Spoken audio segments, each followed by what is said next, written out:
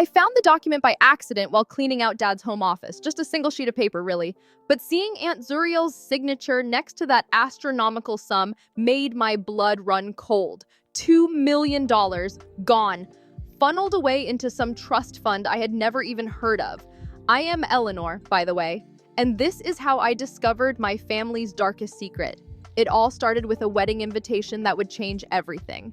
The call came on a Wednesday evening, just as I had sat down with a glass of wine, mentally preparing to ignore the family group chat for the third day in a row. I should have let it go to voicemail. "Ellie, darling, we simply must discuss Savannah's wedding arrangements." Aunt Zuriel's voice dripped honey, her words carefully measured, but I knew better. That tone meant trouble. "You have done so well with your business," she continued. "It is time to give back to the family." I pinched the bridge of my nose. A headache was already forming. "What exactly are you suggesting, Aunt Zuriel?" "Well," she said, drawing the word out, "as the most financially successful member of our family, we thought you would want to contribute to Savannah's special day. The venue alone is running us nearly 6 figures. I nearly choked on my drink. 6 figures for a venue? "It is the Hamilton estate, darling," she said. Like that explained everything. "Savannah has always dreamed of getting married there. And since you have been so blessed—" "Let me get this straight," I cut in, my voice sharp now. "You want me to fund my cousin's wedding? The same cousin who has not spoken to me in 3 years unless you count the occasional cute comment on my Instagram posts? Do not be difficult, Eleanor." The warmth in her voice cooled by several degrees. "Family helps family. Your father agrees with me completely." Of course he did. Dad had not made a decision without Aunt Zuriel's approval since Mom died 12 years ago. "I am sorry, but no," I said firmly. "I worked hard for my money. I am not funding an extravagant wedding for someone who barely acknowledges my existence." The honey in her voice crystallized into ice. "I see," she said. "Well, I will be sure to let everyone know about your decision." The line went dead before I could respond. I sighed, setting my phone down, already knowing what was coming next. The passive-aggressive messages in the family group chat. The guilt-tripping phone calls from Dad. The inevitable plea from my sister Lacey. Right on cue, my phone buzzed. Lacey. "Ellie, please tell me you did not just refuse to help with Savannah's wedding." I closed my eyes, inhaling deeply before answering. "Hello to you too, sis." "Ellie, come on," Lacey groaned. "You know how Aunt Zuriel gets. Just throw some money at it and keep the peace." I stood pacing the length of my home office. Why is it always about keeping the peace? Why am I always the one who has to give in? "Because you are the one who can afford to," she snapped. "Some of us are still struggling to make rent." "That is exactly my point," I shot back. "I struggled for years building my business while Savannah was getting her 4th degree, funded by Aunt Zuriel, by the way. Now suddenly, I am supposed to bankroll her dream wedding? You are being selfish." "No, I am being reasonable." I stopped pacing, my gaze drifting to the open door across the hall, Dad's office. I had been helping him organize ever since he mentioned selling the house. "Look, I need to go," I said, already moving. "I am at Dad's place sorting through papers." I hung up before she could respond and stepped into the office, inhaling the familiar scent of old books and leather. Dad never threw anything away. That is when I saw it. A paper partially wedged under the ancient filing cabinet. The corner stuck out just enough to catch my eye. Curious, I crouched and pulled it free. It was a bank statement. My stomach twisted. The numbers did not make sense. According to this, Aunt Zuriel had accessed over $2 million from what appeared to be a family trust fund, a trust fund I had never known existed. The date on the document, just after Mom died. My phone buzzed again. "Dad." I swallowed hard and answered. "Eleanor, honey, about Savannah's wedding." "Dad?" I interrupted, my voice steady despite my racing heart. "I need to ask you something." A pause. "What is it?" "What do you know about a family trust fund?" The silence on the other end lasted so long I thought the call had dropped. Then, barely above a whisper, "Where did you find that?" My grip tightened on the paper. "So, it is real? The $2 million Aunt Zuriel took?" "Eleanor, listen to me very carefully," Dad said, his voice shaking. "Do not mention this to anyone, especially not your aunt. Some things are better left in the past." But as I stared at the damning evidence in my hands, I knew one thing for certain. This was not the past, this was very much the present. They wanted me to fund a wedding? Fine. But first, I was going to uncover exactly what happened to those millions and why nobody had ever thought to mention them to me. I turned back to my desk, my gaze settling on the gold-foiled wedding invitation. It practically mocked me. Well, Aunt Zuriel, you wanted me involved in this wedding? Be careful what you wish for. Gregory leaned back in his chair, frowning at the documents spread across his desk. He had been my company's financial advisor for years, but more importantly, he was one of the few people I actually trusted. He exhaled sharply, tapping his fingers against the desk. 2 million is a lot of money to just disappear. I pointed at the signature at the bottom of the document. That is definitely Aunt Zuriel's. And the date, 2 weeks after Mom's funeral. Gregory pulled out his reading glasses, studying the paper more closely. Your mother's death. Was it unexpected? Car accident, I said automatically, though the words tasted bitter every time I spoke them. At least, that's what we were told, Gregory hummed, clearly filing that information away. And your father? I sighed, leaning back in my chair. He was a mess afterward, basically handed everything over to Aunt Zuriel to handle. Including the finances, Gregory murmured, half to himself. Something about the way he said it sent a chill down my spine. He looked up suddenly. Give me a few days. I know some people who can dig deeper into this. Before I could respond, my phone buzzed on the desk. Lacey, family dinner tonight. Do not even think about skipping this one. I tilted my phone toward Gregory. Want to bet this is an ambush about the wedding? He smirked, carefully folding the document. Go. Keep them thinking everything is normal while I look into this. The family home was exactly as I remembered. Pristine lawn, perfect flowers, and enough tension in the air to power a small city. Savannah's car was already in the driveway, which meant I was walking into a trap. As I got out of my car, Aunt Zuriel's voice carried across the yard. Eleanor, how nice of you to finally join us. I smiled tightly and stepped inside. Savannah was at the dining room table, surrounded by an obscene number of wedding magazines. She barely looked up. Oh, hi, Eleanor. Have you reconsidered about the wedding? I sat across from her, taking in the way Aunt Zuriel hovered nearby like a vulture. I was not aware there was anything to reconsider, Savannah pouted, flipping through a magazine. But the Hamilton estate is perfect. They need the deposit by next week. Then I suggest you find a more affordable venue. Aunt Zuriel's hand slammed onto the table. That is enough. Eleanor, may I speak with you in private? She practically dragged me into Dad's office and shut the door behind us. Listen here, you ungrateful child, she hissed. After everything this family has done for you? I cut her off, my voice low but firm. What exactly has this family done for me? Because from where I am standing, I built my business alone while you funneled money into Savannah's endless education, she scoffed. Is that what this is about? Jealousy? My phone vibrated in my pocket. Gregory, I ignored it. No, Aunt Zuriel, this is about fairness. And speaking of money, I watched her carefully. Whatever happened to Mom's trust fund? She froze. What trust fund? The one you accessed 2 weeks after she died. I folded my arms. $2 million, that is a lot of money to disappear without a trace. Her face drained of color, but she recovered quickly. I have no idea what you are talking about. Your mother had no such fund. Really? Because I found the document with your signature. My phone buzzed again. Gregory. Urgent. Found something big. Offshore account in Cayman Islands. Call me ASAP. I turned back to Aunt Zuriel. This conversation is not over. She grabbed my arm as I moved toward the door. Eleanor, wait.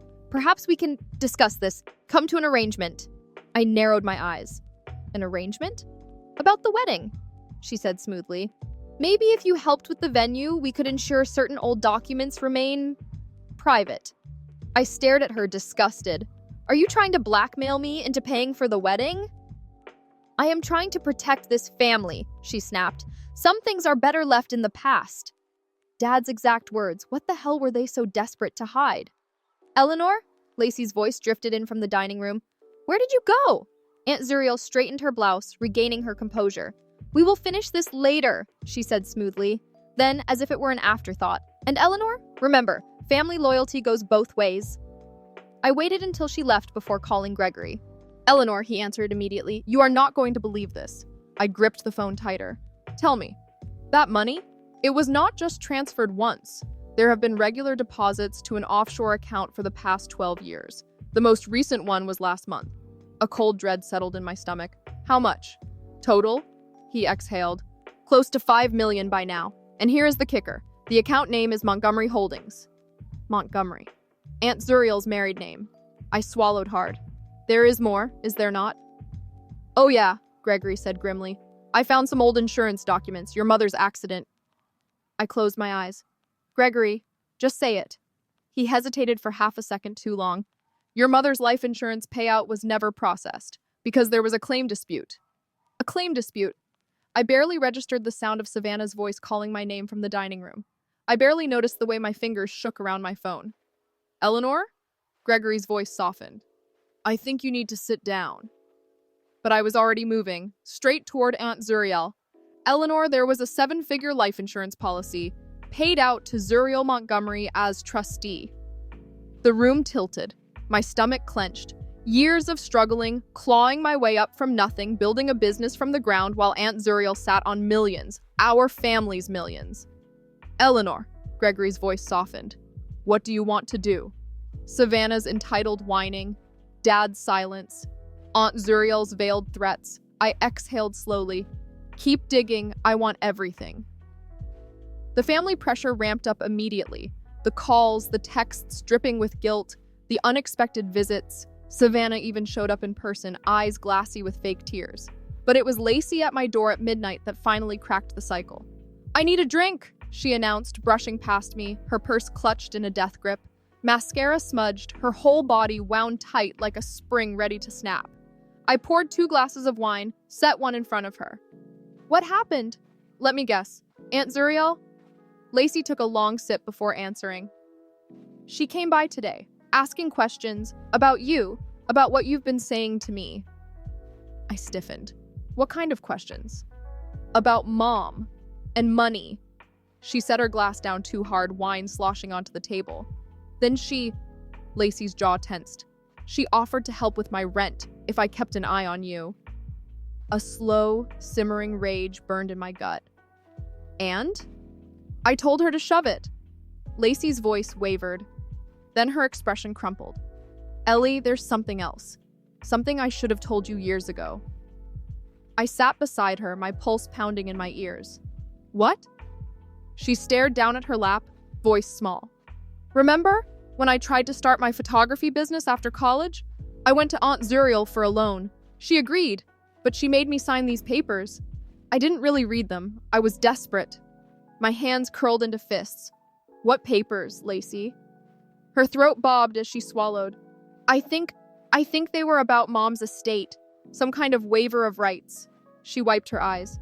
The business failed anyway, and Aunt Zuriel used that loan to control me for years. But tonight, when she tried to bribe me again, something clicked. Lacey looked at me, eyes sharp now. Why does she have so much money to throw around? I stood, went to my office, and retrieved the trust fund documents. Lacey's hands shook as she scanned the pages. 2 million? She whispered, her face twisted with disbelief. But we struggled. After Mom died, we barely got by. You worked 3 jobs to start your business. I had to drop out of art school. I nodded. It gets worse. I told her about Gregory's discovery, Zuriel's offshore account, the life insurance payout. Lacey's breath hitched. That money was supposed to be for us. She shoved her glass away, stood abruptly. We need to check Mom's old things now. I hesitated. It's midnight. Dad's at his poker game. He won't be home for hours. She grabbed her coat. We need to do this before Zuriel gets wind of it. 20 minutes later, we were in Mom's old craft room, now a storage space. Lacey headed straight for the back, yanking out a dusty box. Mom's journals, she said, pulling one open. I found them years ago but never read them. It felt wrong. For the next hour, we flipped through pages of her elegant handwriting. Daily thoughts, concerns about us, little observations. Then, listen to this. My hands tightened around the book. Zuriel's been asking about the trust again. Says Norman's business is in trouble, needs capital. I can't tell if she's lying. She always was good at that, but I made that trust for the girl's future. I won't let her touch it. I stared at the date. 3 weeks before the accident. Lacey grabbed the journal. There's more. Found discrepancies in the business accounts today. Large transfers I can't trace. When I asked Zuriel about them, she got defensive. Something's not right. Meeting with my lawyer tomorrow. She turned the page. That's the last entry. My phone rang. Gregory. Eleanor, I found something disturbing. I swallowed. What? Those insurance documents? There was an investigation into your mother's accident, but it was suddenly dropped. Cold dread prickled down my spine. Why? The detective in charge received a large payment to an offshore account 2 days later. The journal slipped from my fingers. And that's not all, Gregory continued. I've been tracking the money trail. Most of those millions, they've been funding Savannah's lifestyle. Designer clothes, luxury cars, those failed businesses she started. Of course. But there's a pattern of smaller payments too, to people who might ask questions. I exhaled shakily. Like the detective. Exactly, Gregory said. Eleanor, I think this goes deeper than simple embezzlement. Lacey was still reading, her face growing paler with each page. I had a feeling we were only at the beginning. Ellie, she interrupted, her voice tight with something between urgency and fear. Look at this! She held up a loose piece of paper, its edges crinkled from being stuffed into the binding. A handwritten letter. If anything happens to me, I read aloud, my pulse kicking up. The truth is in the blue box. Love, Mom. Lacey and I locked eyes. The blue music box, she whispered, like saying it any louder might change what was happening. The one Mom always kept locked. Aunt Zuriel took it after the funeral, I said, the memory snapping into place. Said it was worthless. Lacey's expression darkened. Where is it now? In her house, I said. In that cabinet of collectibles she never lets anyone touch. I pulled out my phone, my fingers trembling as I dialed. Gregory, we need to get into Aunt Zuriel's house. There was a sharp inhale on the other end. Eleanor, be careful. People who pay off detectives. I know. I looked at Lacey. The fear was there, sure, but so was something else. The same determination that burned in my chest. Mom tried to warn us, I said. It's time we found out why. Dad was on the back porch like always. A half-empty whiskey glass in his hand, his gaze lost somewhere in Mom's overgrown garden. The journals felt heavier than they should have as I dropped into the chair beside him. You knew, didn't you? My voice was calm, but he still flinched. A long sip before he answered. Your mother never trusted Zuriel with money, he muttered. Said she was too creative with numbers. I let out a sharp breath. Is that what we are calling fraud now? Creative? Eleanor, no! I pulled out Mom's journal, flipping to the page I had reread at least a dozen times. She knew something was wrong with the business accounts. She was going to meet a lawyer. I swallowed. The next day, she died. The glass slipped from his fingers, shattering against the wooden planks. Don't, he whispered. Please. I pushed forward. The detective who investigated her accident got a payoff, Dad. An offshore payment, just like the millions Aunt Zuriel has been hiding all these years. He buried his face in his hands. I did not know. Not at first. When did you find out? His voice cracked. A year after. I found some papers like you did. When I confronted Zuriel, she had explanations. Said your mother had been embezzling, that she had fixed everything to protect the family name. And you believed her? My voice was sharper than I meant. He exhaled shakily. I did not want to believe anything else. For the first time in a long time, he met my gaze. His eyes were red, raw. If what you are suggesting is true, if my own sister... His voice faltered. Show me the papers. He stood abruptly and led me inside. In his office, hands shaking, he reached behind a painting, revealing a safe. I kept copies, he murmured. Never knew why. Maybe part of me... He did not finish the thought. Did not have to. The documents were damning. Not just proof of Aunt Zuriel's theft, but her entire cover-up. Transfer records, falsified statements, even a letter from Mom's lawyer about an urgent meeting that never happened. I could not breathe.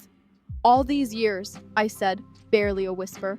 While Lacey and I struggled, while you remortgaged the house, Aunt Zuriel had millions of our money and you said nothing. His face crumpled. She is still my sister. And Mom was your wife! The words exploded out of me. We were your daughters! We needed you to fight for us! A noise in the doorway. Lacey, tears streaked her face.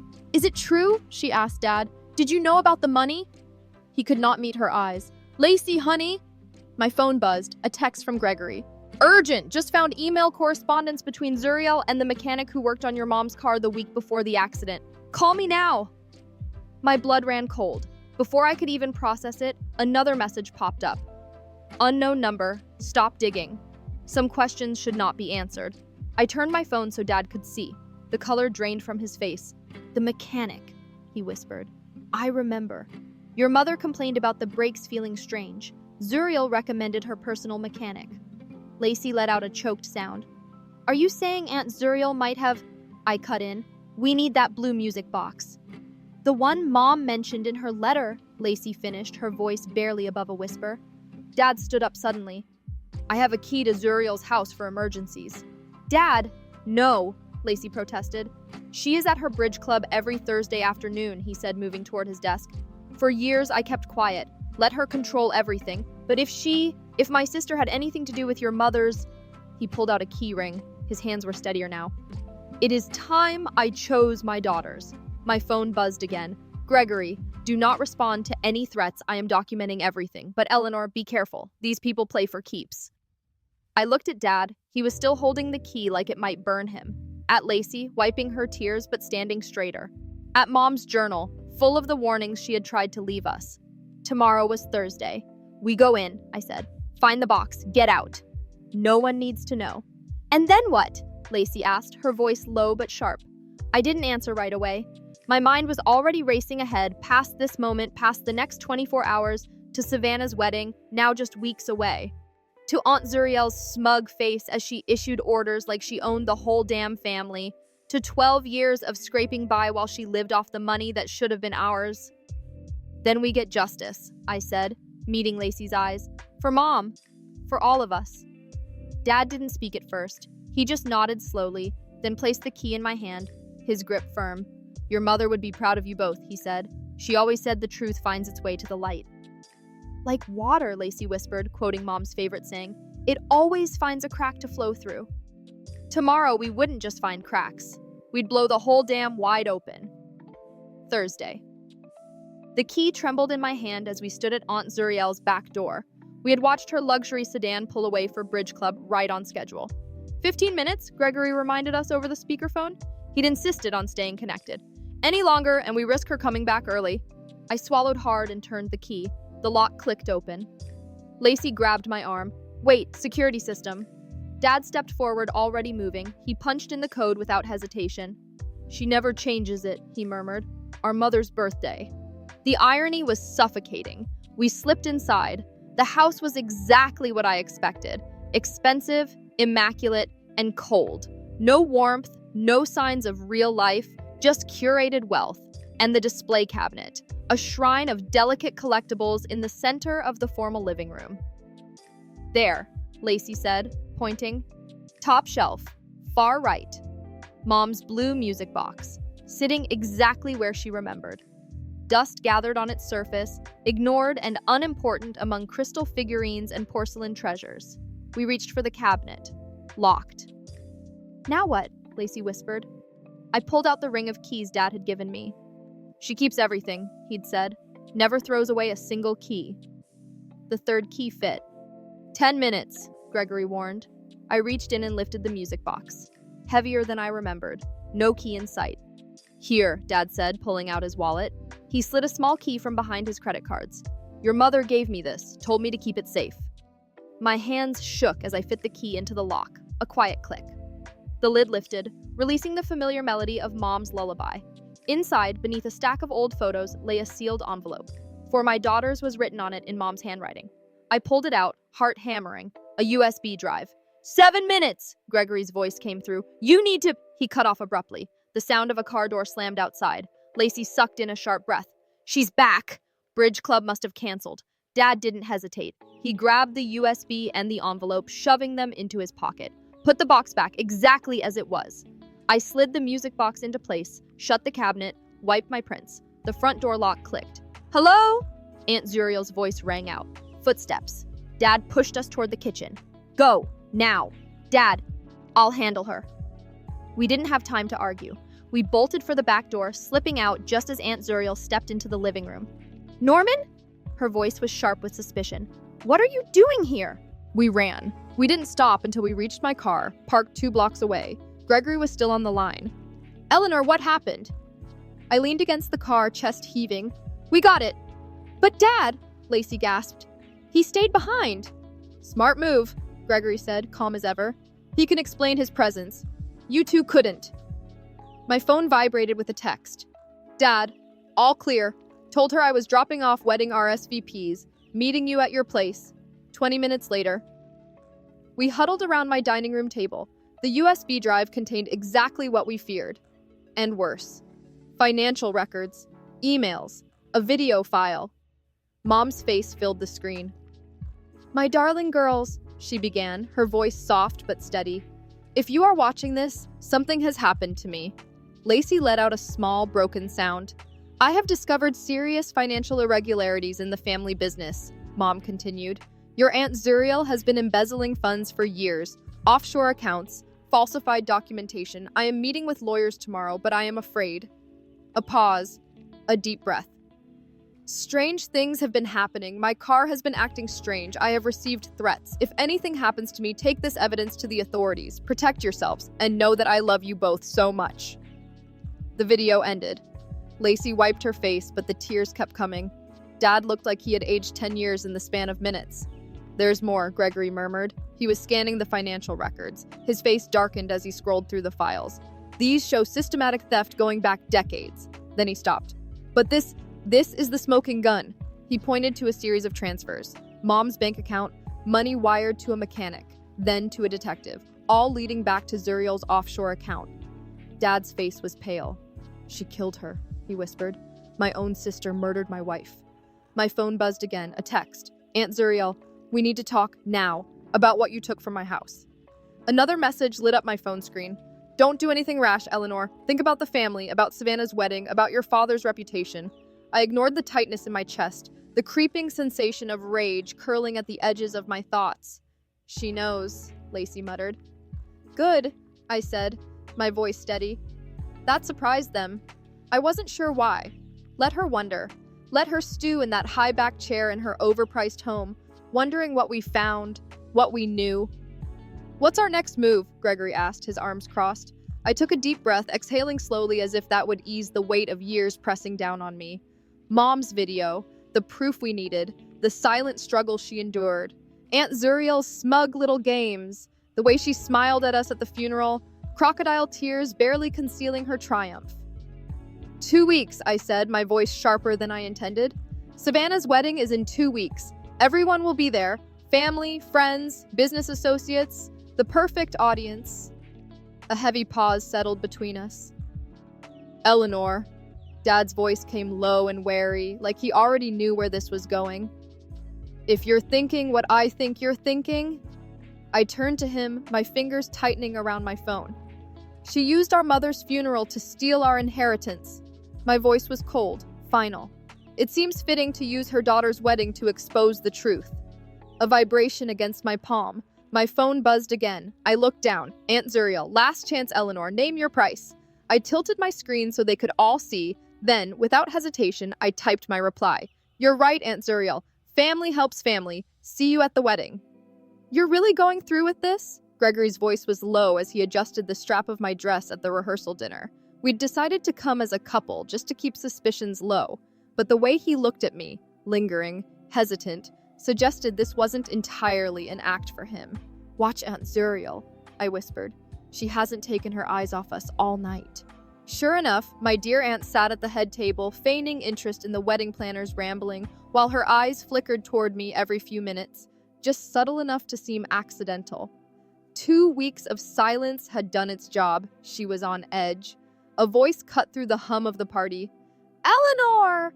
I turned just as Savannah swept toward me, her expensive gown fluttering like she was the star of some Hallmark movie. I can't believe you actually came, she gushed, eyes flickering to Gregory. And who's this? I smiled, sweet as sugar. My date, Gregory. Her face lit up. She had no idea. I decided to contribute to your wedding after all, I added smoothly. I'm preparing quite the surprise. She squealed, actually squealed. I knew you'd come around. Did you hear that, Mom? She beamed at Zuriel. Eleanor's going to help. Aunt Zuriel's wine glass hesitated midair. Her fingers clenched just slightly around the delicate stem. How generous of her, she murmured. Oh, it's the least I can do for family. I met her gaze, didn't look away. Mom always said family was everything. A flicker of something crossed her face, uncertainty, irritation. Her fingers tightened again. Later, As the guests mingled, the scent of overpriced champagne lingering in the air, Lacey pulled me aside. "Logan's asking questions," she whispered. Savannah's fiancé. "About what?" She glanced toward the other side of the room. Logan stood near the bar, perfectly put together, laughing with some mutual friend. Tall, successful, completely oblivious that he was about to marry into a family built on lies, theft, and murder? I finished her thought for her. Lacey's throat bobbed as she swallowed. He overheard Dad on the phone with his lawyer. He's worried about the family's financial situation. I exhaled through my nose slowly. "Should we warn him?" she asked. I shook my head. "He'll find out tomorrow." Lacey hesitated. "Eleanor," but before she could finish, Dad appeared at my side. "Zuriel's asking to speak with you." His face was grave. "In private." Perfect timing. I slipped my phone from my pocket, thumb tapping the recording app. "Where?" "The wine cellar," he said. "Be careful." I nodded. "I've got this." I gave Gregory a look. He understood immediately, taking position near the entrance as I descended the stairs. The cellar smelled of aged oak and old secrets. The dim, golden light flickered as I stepped inside. Aunt Zuriel stood between racks of expensive wine, her designer clutch perched delicately in one hand. For the first time in my life, she actually looked vulnerable. "Name your price," she said without preamble. I blinked. "Excuse me?" "For whatever you found in that music box, whatever you think you know." She opened her purse. "I can write a check right now," like she had done so many times before. "Like the check you wrote to Mom's mechanic?" She stiffened. "I don't know what you're talking about." I took a step closer.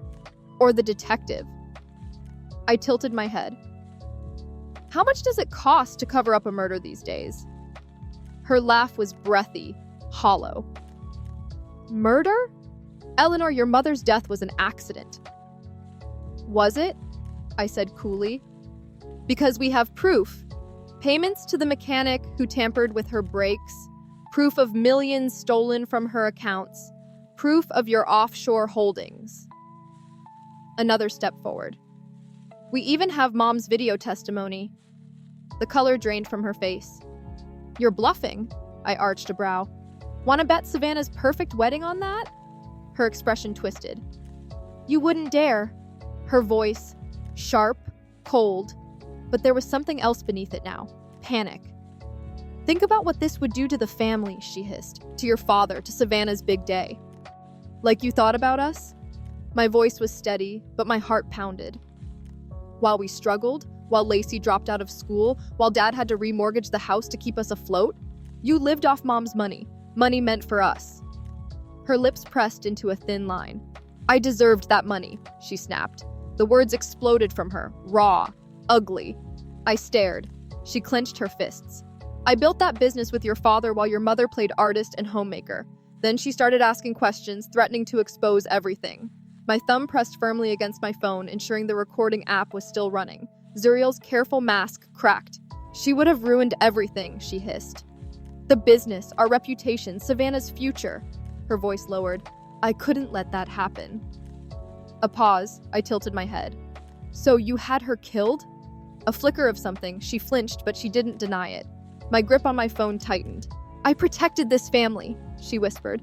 "Everything I did was for—" She never finished her sentence, because footsteps echoed down the cellar stairs, and I wasn't the only one who heard her confession. "Save it for tomorrow," I cut in, already turning toward the stairs. "Tomorrow?" Aunt Zuriel echoed, her voice tight. "At the wedding, when everyone learns the truth." "I'll stop you," she called after me, her voice laced with desperation. "I have done it before." I paused on the stairs, turning back just enough for her to see the phone in my hand, my thumb casually hovering over the screen. I did not need to say anything. The implication was enough. "Thanks for the confession, Aunt Zuriel," I said, my tone almost pleasant. "It will go great with Mom's video." Her face twisted into something ugly, shock, rage, and something close to fear. "You little— Everything okay down here?" Gregory's voice drifted from the top of the stairs, cutting through the moment like a knife. "Perfect," I called back, climbing up without another glance at her. "Just finalizing my wedding contribution." Back in the main room, Dad and Lacey waited, their faces tight with tension. Lacey's hands twisted in her lap. "Did you get it?" she whispered as soon as I was close enough. I played them a snippet of the recording. Aunt Zuriel's voice crackled through the speaker, full of arrogance and self-justification. Dad inhaled sharply, his eyes closing as silent tears traced lines down his face. "What now?" Gregory asked, his hand sliding into mine, grounding me. "Now," I said, "we go home and prepare for tomorrow." As we stepped into the grand ballroom later that evening, the Hamilton estate was glowing, fairy lights draped over the massive chandeliers, the air thick with the scent of expensive floral arrangements. The guests trickled in, all dressed in their finest, oblivious to the storm brewing beneath the polished surface. Aunt Zuriel had spared no expense. Technically, she had spared our expense for Savannah's picture-perfect wedding. Gregory squeezed my hand. "Everything is ready," he murmured. He had set up the audio-visual equipment under the pretense of preparing a sentimental wedding slideshow. All it would take was one signal from me.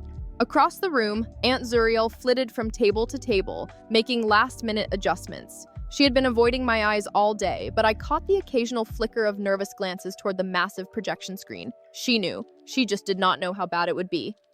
"Eleanor!" Savannah swept into view, her dress a cascade of pristine white tulle. "Where's your surprise? You promised!" After the ceremony, I assured her, my smile feeling almost cruel. "Trust me, no one will forget it." The ceremony unfolded like a dream. Savannah was radiant. Logan was practically glowing. Aunt Zuriel sat in the front row, dabbing at her eyes with a monogrammed silk handkerchief, playing the role of the devoted mother flawlessly. Dad sat stiff beside me, his hands clenched into fists, his expression unreadable. Then came the reception. "Ladies and gentlemen," the DJ announced, the music fading out. "Before the first dance, we have a special presentation from the bride's cousin, Eleanor." Aunt Zuriel tensed. "Wait!" She half rose from her chair, but I was already moving. I stepped to the microphone, heart pounding but voice steady. "Family means everything to us," I said, scanning the room. "So I wanted to share some recently discovered family history." The lights dimmed, the screen flickered to life, and then there she was, Mom. 12 years younger, but still unmistakable. Her face, her voice, the room inhaled collectively. "My darling girls," her voice rang out, clear, unwavering. "If you are watching this, something has happened to me." Across the room, Aunt Zuriel sat frozen, her hands white-knuckled against the tablecloth. And then came the evidence. Bank statements, transfer records, emails about brake tampering. Mom's voice narrating, connecting each damning detail. And finally, last night's recording. "I deserved that money," Zuriel's own voice crackled through the speakers. "I could not let her expose everything." Gasps, murmurs, someone stifled a sob. Savannah stood in the center of it all, her face pale, mascara streaked. Logan pulled her close, his lawyer's mind already processing the legal ramifications. "Security!" Aunt Zuriel shot up, her voice shrill. "Stop this immediately!" "Security has already been informed," Gregory said smoothly from behind the DJ booth. "Along with the police." Blue lights flashed outside, the glow cutting through the opulence of the ballroom. "You are lying!" Aunt Zuriel spat, but her voice wavered. "This is all fabricated!" Dad rose, his quiet voice slicing through the chaos. "Like the accident report?" he asked. "Like the detective's investigation? Like the mechanic's sudden retirement to Florida?" Aunt Zuriel turned toward him, her eyes wild. "Norman, please, think about what you are doing to this family." He exhaled slowly. Then, in a voice heavy with grief, he said, "You killed my wife." The ballroom fell into absolute silence. "You stole from my daughters." His voice did not rise, but it did not need to. "You are not my family." A choked sob broke through the quiet. "Savannah." She stumbled forward. "Mom, what did you do?" "Everything I did was for you," Aunt Zuriel said desperately. "To secure your future, to give you the life you deserved." Savannah recoiled as if burned. "With blood money?" Her voice cracked. "With Aunt Sarah's life?" Mrs. Montgomery, the detective, stepped forward, her badge glinting under the chandelier's glow. "Mrs. Montgomery," she said formally, "we need you to come with us." "This is ridiculous!" Aunt Zuriel backed away, her gaze darting around as if looking for an escape. "You have no proof!" "Actually," Gregory interjected, stepping forward, "we have 12 years of financial records, witness statements from the mechanic and the detective, both very eager to talk in exchange for leniency, and your own recorded confession. Plus," he gestured to the screen, "Mom's video testimony." Zuriel's face crumbled. Savannah's breath hitched. Logan exhaled sharply, rubbing a hand down his face. Security moved in. Aunt Zuriel did not resist. What could she do? It was over. As they led her away, Dad sagged into his chair, looking 10 years older. Savannah remained motionless, her entire world unraveling in real time. I stood there, watching, waiting. Mom always said weddings were about families coming together, and now everyone knew exactly what kind of family we really were. Lacey's voice cut through the tension like a knife. Recorded the day before you had her killed. The detective inched closer. Ma'am, please do not make this more difficult. Aunt Zuriel bolted. She barely made it halfway to the side exit before security tackled her. The whole ballroom gasped as she shrieked, thrashing in their grip. You ungrateful brat, after everything I did for this family! I stepped forward, my voice steady, slicing through her screams. You did nothing for this family. You destroyed it for money, for control, for yourself. Silence swallowed the room. The only sound was the clicking of the handcuffs as the police dragged her away. Savannah, frozen in her wedding dress, crumpled into Logan's arms. The night that was supposed to be the happiest of her life had turned into something out of a crime drama. Dad stood motionless, his expression unreadable, watching his sister disappear through the grand doors of the Hamilton estate. He did not move, did not blink, did not break. Lacey gripped my hand and I could feel her shaking, maybe from anger, maybe from relief. I turned to the stunned guests. I am so sorry, my voice was hoarse. But Mom always said truth finds its way to light like water through cracks. Dad exhaled, a small breath, almost a whisper, through cracks. A few old family friends nodded, murmuring in recognition. Mom's words, her belief in justice, had not been forgotten. Through the ballroom windows, flashing red and blue lights disappeared into the distance. Gregory moved closer, wrapping an arm around my waist. His presence was warm, solid. You okay? He asked. I swallowed the lump in my throat, looking around at the wreckage of my family. Dad's quiet strength, Lacey's unwavering loyalty, Savannah's shattered illusions. No, I admitted, but we will be, because that is what Mom would have wanted. Not revenge, justice, not destruction, truth. As the last rays of the setting sun stretched across the estate, painting it in soft gold, I felt her. The warmth in the air, the stillness, like she was finally at peace. The morning light poured into Mom's old craft room, dust dancing in the beams. Savannah knocked on the open door, still in her wedding dress, her makeup smudged, her hair undone. I could not sleep, she said. Figured I would help clean. She sank onto the floor beside me, pulling an old photo album from a box. I found more pictures, she murmured, flipping through the pages. Look at this one. Me, you, and Lacey at the beach. Before everything. Before her mother turned us against each other. Before lies became law in this family. I glanced at her carefully. Before your mom convinced you that I was jealous, that Lacey was not ambitious enough. Savannah traced the edge of the photo with her thumb. She always told me I deserved the best. Her voice wavered. But all of it was built on Aunt Sarah's death. I hesitated. The police called this morning. Savannah looked up. Your mom is talking, I said, trying to cut a deal. Her jaw tightened. Good. Let her talk. Let her face every single thing she did. The doorbell rang, sharp in the quiet house. Logan stood on the porch, looking exhausted. I have been up all night, he admitted as he stepped inside. Gregory sent me everything. Financial records, fraud reports, all of it. And I think I found a way to fix this. Dad emerged from his office. What do you mean? Logan exhaled. The money can be traced, recovered. It will take time, but I can help with the legal process. He turned to Savannah, his voice gentler. If you will let me. Her lip trembled. You still want to marry me? After all this? He smiled, tired but sure. I want to marry you, not your mother's crimes. A small breath of laughter escaped her, half relief, half disbelief. Maybe something smaller than yesterday's disaster? Before Logan could respond, another knock at the door. Gregory stepped inside, carrying coffee and a bag of pastries. Figured everyone could use breakfast, he said, setting everything on the counter. Then his expression sobered. Also, I have news.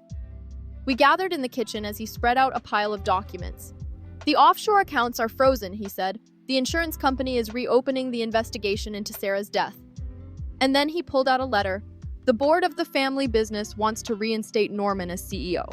Dad took the letter, stared at it, and for the first time in years, I saw something shift in his eyes. Hope. I do not know if I can.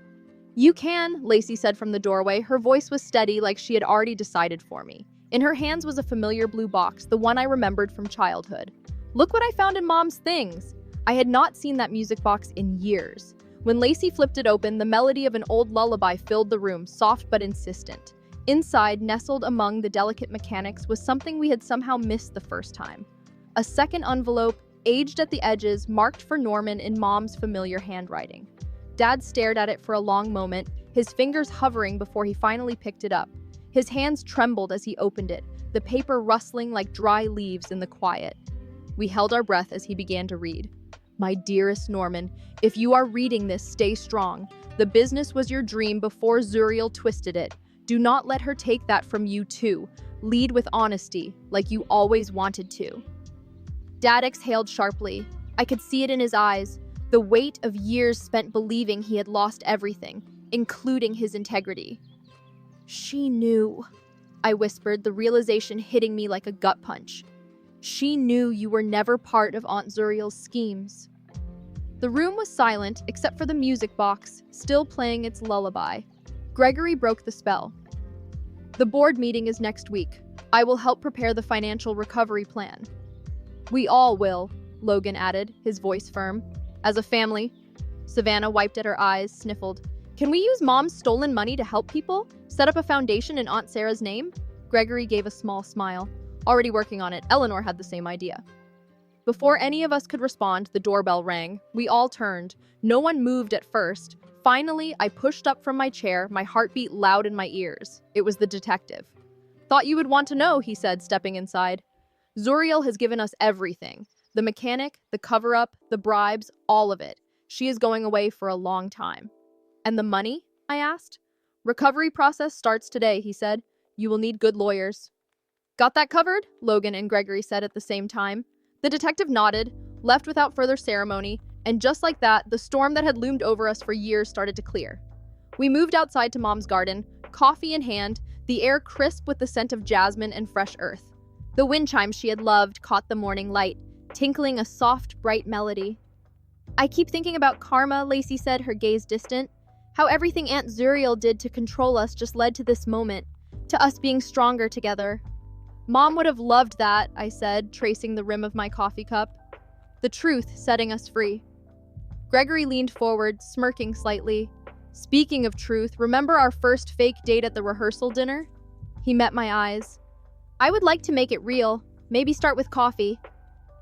Dad actually chuckled, a sound we had not heard in days. Sarah always said you two would end up together, he said. She saw things clearly. Unlike some people, Savannah muttered, then immediately bit her lip. Sorry. Too soon for jokes about Mom? I squeezed her hand. No. We need to be able to talk about it. All of it. And then move forward, Logan said. Together.